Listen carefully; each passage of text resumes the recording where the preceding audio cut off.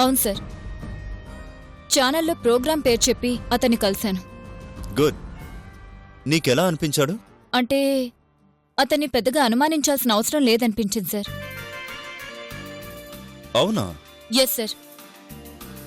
మనిషిలో కనింగ్నెస్ కానీ క్రుయాలిటీ కానీ కనిపించలేదు సార్. ఎస్సీపీ గారు, నిజంగా నాకేం తెలీదు. ఆధారాలు లేకుండా రాలేదు మిస్టర్. సీసీటీవీ ఫుటేజ్లో నీ భార్య మీద హత్యా ప్రయత్నం చేసింది నువ్వే అని విజువల్గా క్లియర్ విట్నెస్ ఉంది.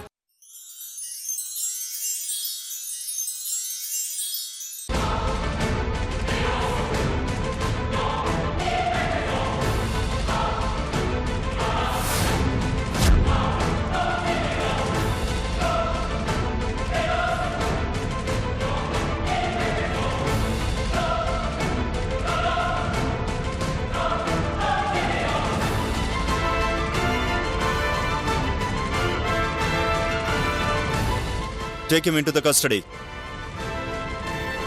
ఏంటండి ఇది? మీరు నా ప్రాణాలు తీయాలని చూసారా?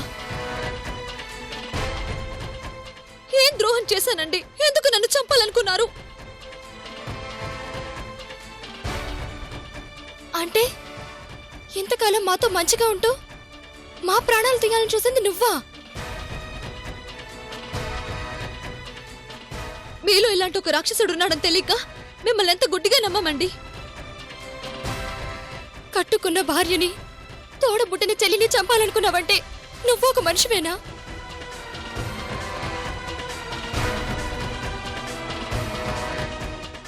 నీలాంటి వాళ్ళకి ఏ శిక్ష విధించినా తక్కువే.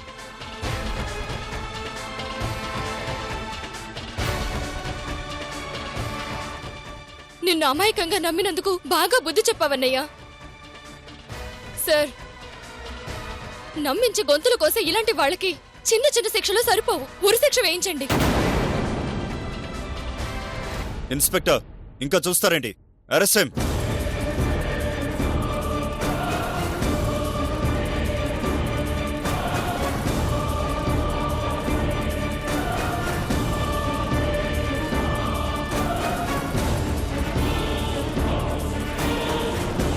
నో!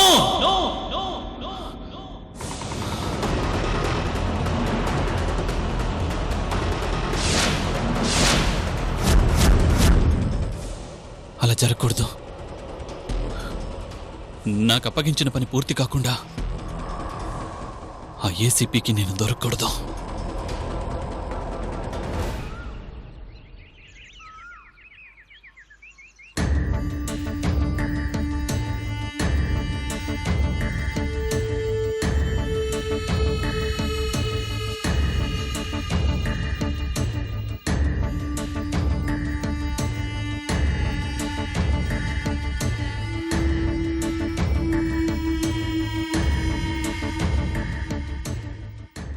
వైజయంతి సార్,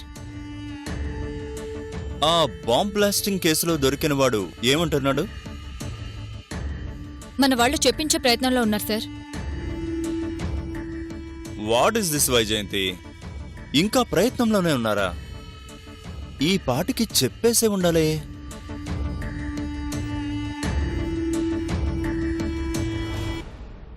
అంటే సార్ అది ఏంటి, ఇంకా ట్రీట్మెంట్ స్టార్ట్ చేయలేదా? నాకు డిలే అంటే ఇష్టం ఉండదు. వీలైనంత త్వరగా వాడి చేత నిజం చెప్పించండి. అలాగే సార్.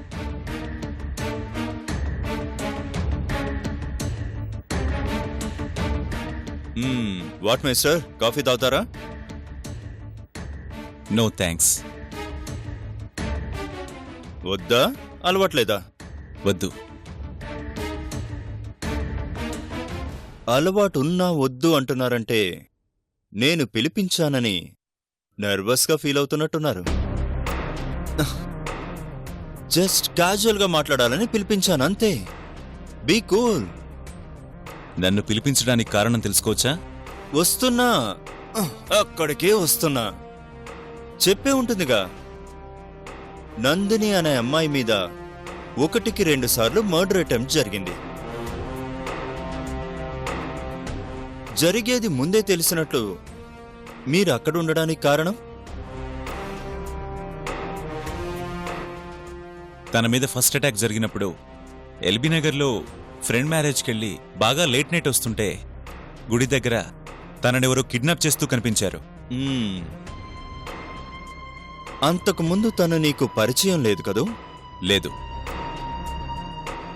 పరిచయం లేకపోయినా ఆ అమ్మాయిని సేవ్ చేయాలని ట్రై చేశారా?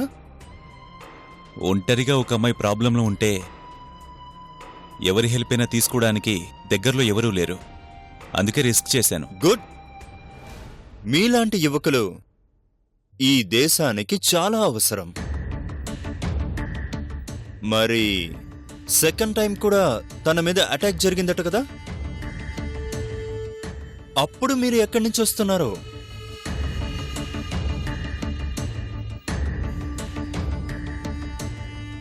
క్యాజువల్గా ఏదో పని మీద వెళ్తున్నాను.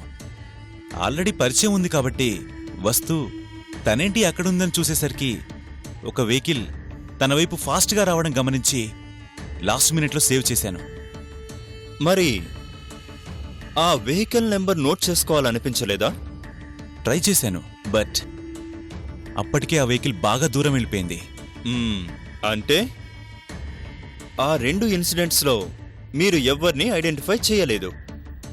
లేదు సార్, నా కాన్సంట్రేషన్ అంతా నందినిని కాపాడడం మీద ఉండడం వల్ల వాళ్ళ గురించి పట్టించుకోలేదు. నందిని మీద జరిగిన అటాక్ కానివ్వండి, వాళ్ళ వదిన గారి మీద జరిగిన అటాక్ కానివ్వండి, కారణం మీరే అంటే మీరేమంటారు?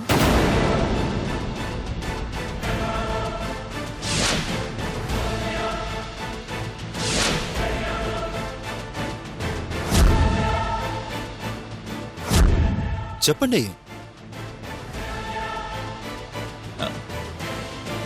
నందిని కానివ్వండి, తన ఫ్యామిలీ కానివ్వండి, నాకు పరిచయం అయింది టెంపుల్లో నందిని మీద అటాక్ జరిగిన తర్వాతే. అంతకుముందు మా ఇద్దరికి ఎలాంటి పరిచయం లేదు. పరిచయమే లేనప్పుడు తన మీద అటాక్ చేయాల్సిన అవసరం నాకేంటి? నా పూర్తి డీటెయిల్స్ మీ ఎస్ఐ గారి దగ్గరున్నాయి. నా గురించి ఎంక్వైరీ చేయించండి. అవసరం లేదు. మీరు చెప్పిన దాంట్లో లాజిక్ ఉంది. సో ఎంక్వైరీ అవసరం లేదు. అవసరమైతే మళ్ళీ పిలిపిస్తాం. ఇక మీరు వెళ్ళొచ్చు. Thank you sir. అమ్మయ్యా, ధర్మాగారి మనిషినన్న విషయం వీళ్ళకి తెలిసినట్లేదు. Mister, 1 minute. మేజర్ ధర్మకు మీకు ఏంటి సంబంధం?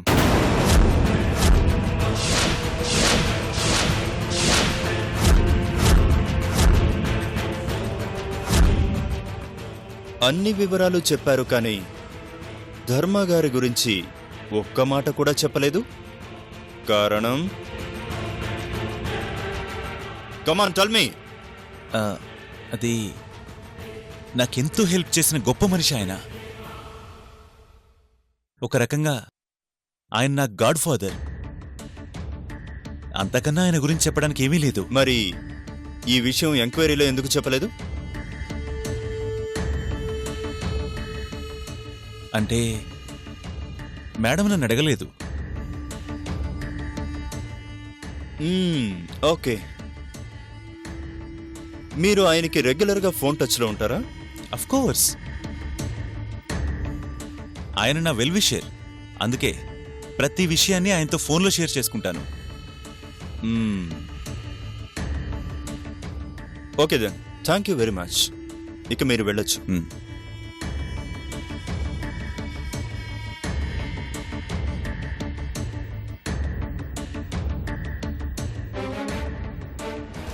ఇతన్ని అనుమానించాల్సిన అవసరం లేదు. మరి మర్డర్ అటెంప్ట్ చేసిందెవరు? వాడెవడో కానీ ఎలాంటి క్లూస్ దొరకకుండా చాలా జాగ్రత్త పడ్డాడు. సీసీటీవీ ఫుటేజ్లో కూడా ఎక్కడా వాడి గురించి ఏ విధమైన క్లూస్ లేవు. Intelligent fellow. But I will catch you.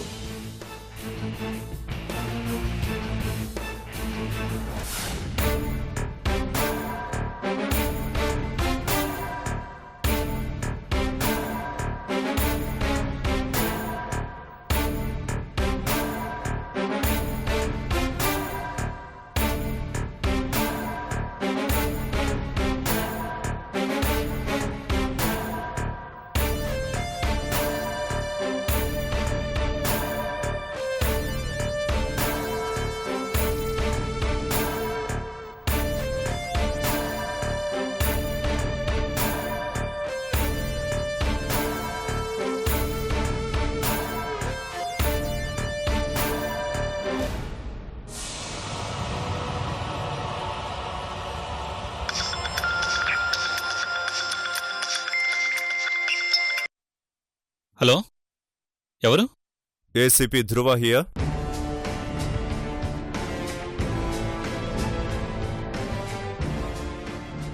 Hello, ఏంటి నా వల్ల బాగా డిస్టర్బ్ అయినట్టున్నారు? నేనెవరి వల్ల డిస్టర్బ్ అవ్వను. Oh great. చెప్పండి, ఎందుకు కాల్ చేశారు? అదే మిస్టర్ సత్య, మీ మిస్సెస్ మీద అటాక్ చేసిన వాడి గురించి బాగా ట్రై చేశాను.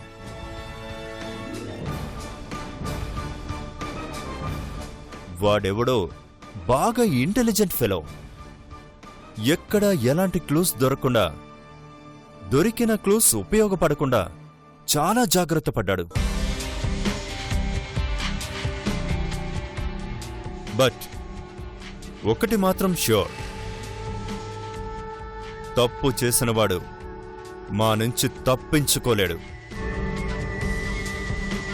వాణ్ణి వదిలిపెట్టడం అనేదే జరగదు.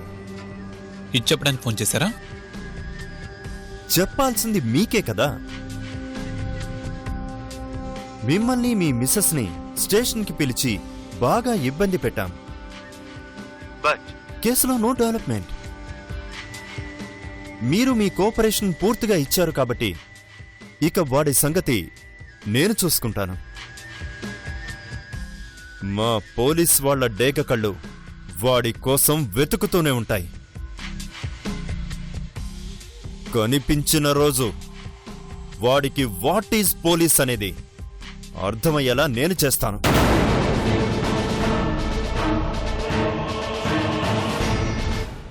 ఓకే మ్యాన్, మీరేదో టూర్కి వెళ్ళాలనుకున్నారు కదా? అవును. పాపం, నా వల్ల పోస్ట్ పోన్ అయినట్టుంది. ఓ సారీ ఫర్ ద ట్రబుల్. మీరు హ్యాపీగా టూర్కి వెళ్ళి వచ్చేయండి. వెళ్ళమంటారా? వెళ్ళండి, go and enjoy. Thank you. వెళ్ళిన చోట కూడా జాగ్రత్తగా ఉండండి. ఇక్కడ చేసినట్టు ఒంటరిగా మీ మిస్సెస్ని వదిలేసి వెళ్ళకండి. Happy journey. బాయ్. బాయ్, ఉంటాను. నీలాంటి వాళ్ళు 100 మంది కలిసినా నన్ను పట్టుకోలేర్రా. నీ వల్ల దాని చావు వాయిదా పడింది. ఇక దాని చావు నా చేతిలో తప్పదు.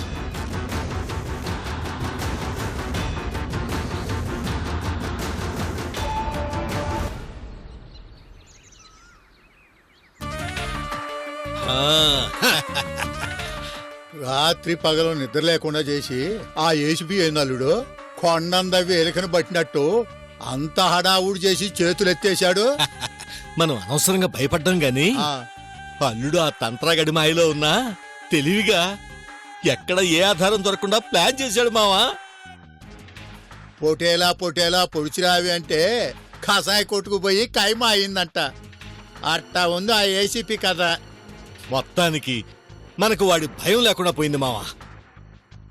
వాడి ఊపు చూసి ఎప్పుడు ఏ చెట్టుకు అడ్డం పడి పరిగెత్తాల్సి వస్తుందని భయపడి సచ్చాను అనుకో అల్లుడు. ఆ, సరేలే, ఇక మనం భయపడాల్సిన పనే లేదు. పనిలేదే రత్తాలు అంటే చెంగు చేతికిచ్చి చేతి చుట్టూ తిరగమందంట. అట్టా ఉందిరయ్యా మన పరిస్థితి. మన పని తీసుకుపోయి ఆ తంత్రాగారి చేతిలో పెట్టి అన్నం పొట్లాల కోసం ఎదురు చూసే వరద బాధితుల్లా అయిపోయాం. అల్లుడు సమయానికి వచ్చావు. అడ్డాలన్నీ తొలగిపోయాయి. నీ గురువు నీకు అప్పగించిన పనే మిగిలింది. గుర్తుంది. నీకు గుర్తుండటం కాదురా అయ్యా మనకు కావాల్సింది. వాళ్ళు జనాలకి గుర్తులుగా మిగిలిపోవడం. ఆలస్యం చేయకుండా ఆ సావిత్రిని తీసుకుపో. అక్కడ అడవి జంతువులకు ఆహారంగా వేస్తావో, అమ్మోరికి బలిస్తావో నీ ఇష్టం. కానీ తిరిగి నువ్వు అక్కడే రావాలి. సంతకు పోయి సరుకులు దమ్మంటే ఆకులు అమ్మేదాన్ని తగులుకొని అడవికి పోయాడట. అట్టాగే అట్నుంచి అడిపోయావు.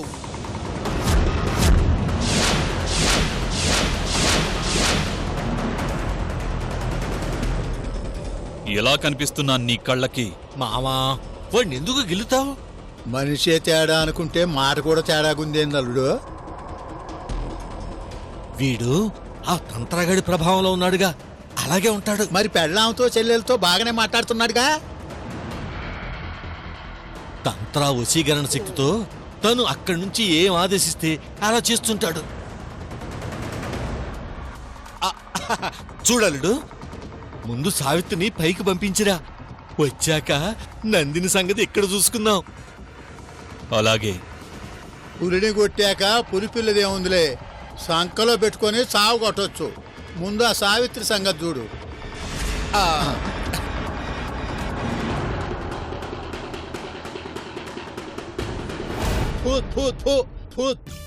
ఈడమ్మ కడుపుగాల ఆ చూపేంది అల్లుడు. ఆ చూపు చూస్తుంటే గుండె గుబేలు మంటుంది. ఆ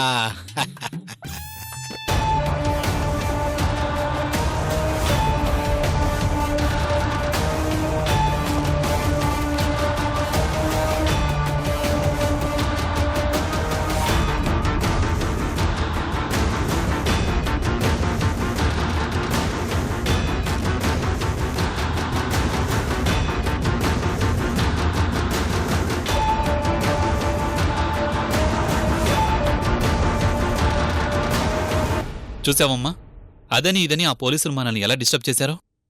పోనీలే అన్నయ్య, వాళ్ళ డ్యూటీ వాళ్ళు చేశారు. వాళ్ళ డ్యూటీ వాళ్ళు చేస్తుంటే ఇంత హడావుడి ఎందుకమ్మా? నిజంగా వాళ్ళు చెప్పినట్టు ఎవరో ప్లాన్ ప్రకారం ఇదంతా చేస్తుంటే చేసిన వాడెవడో దొరకాలిగా. ఎవడో డబ్బు కోసమో బంగారం కోసమో ఆశపడి మీ వదిన మీద దాడి చేస్తే దానికి 100 కథలల్లి మనల్ని టెన్షన్ పెట్టి మీ వదిన్ని భయపెట్టి చివరికి సింపుల్గా ఏం లేదు, ఎలాంటి సాక్ష్యాలు దొరకలేదు అన్నారు. సరేలే అన్నయ్య, వాళ్ళ అనుమానం తీరకపోయినా మన టెన్షన్ తీరిపోయిందిగా. కానీ వాళ్ళు మనల్ని డిస్టర్బ్ చేశారు కదమ్మా. అనవసరంగా అందర్నీ కంగారు పెట్టేశారు. మన సంగతేమో కానీ వదిన బాగా భయపడిపోయిందన్నయ్య. నేను పెట్టిన బాధలు చాలు, తనని సరదాగా బయటికి తీసుకెళ్దాం అనుకుంటే మధ్యలో ఈ ఏసీపీ వచ్చి అనవసరంగా లేనిపోని టెన్షన్ పెట్టాడు. ఇప్పుడు టెన్షన్స్ తీరిపోయాయి కదా, వదిన నువ్వు కలిసి బయటికెళ్ళి రండి. కరెక్ట్గా నేను అదే అనుకుంటున్నానమ్మా. సరే, జరిగిపోయిందేదో జరిగిపోయింది. ఈ టెన్షన్స్ నుంచి సావిత్రిని అర్జెంటుగా బయటికి తీసుకురావాలి. అందుకే మీ వదిన్ని రెడీ అవ్వమని చెప్పు. రేపు ఉదయాన్నే బయలుదేరి అనంతగిరి హిల్స్కి వెళ్తాం. ఆ పని చెయ్యన్నయ్య, వదినకు కూడా ఈ వాతావరణం మారితే బాగుంటుంది. రేపు వెళ్ళటం మాత్రం కన్ఫామ్ అమ్మా. ఉదయాన్నే బయలుదేరతాం. మీ వదిన్ని రెడీగా ఉండమని చెప్పు. అలాగే అన్నయ్య.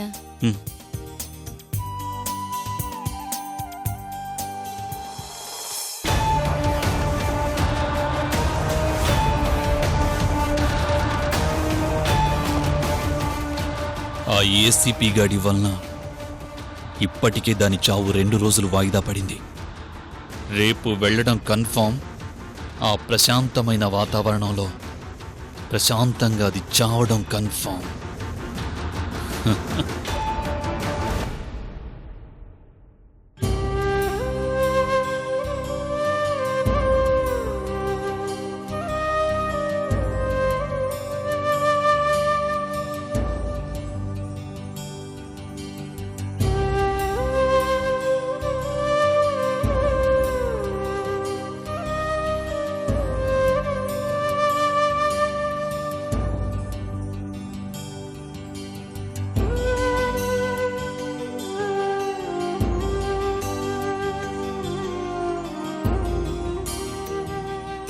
వదినా, నీకు గుడ్ న్యూస్. క్యాన్సిల్ అయిపోయిన మీ టూర్ రేపు కన్ఫర్మ్ అయింది. రేపు ఉదయాన్నే టూర్కి బయలుదేరాలి. నిన్ను రెడీగా ఉండమని అన్నయ్య చెప్పాడు. పద పద, బ్యాగ్ సర్దుకుందు గాని.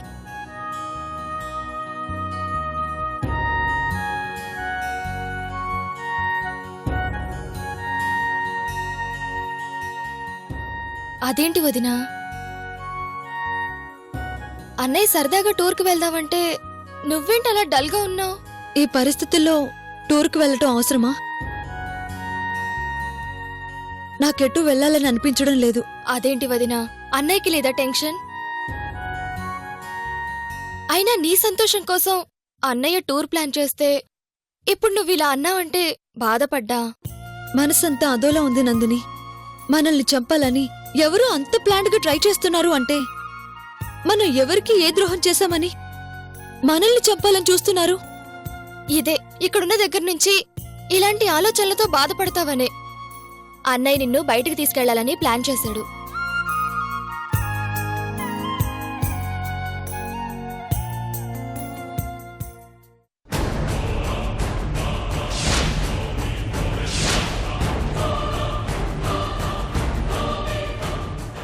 చావడానికి ఎంత అందంగా ముస్తాబాయి వస్తున్నావే.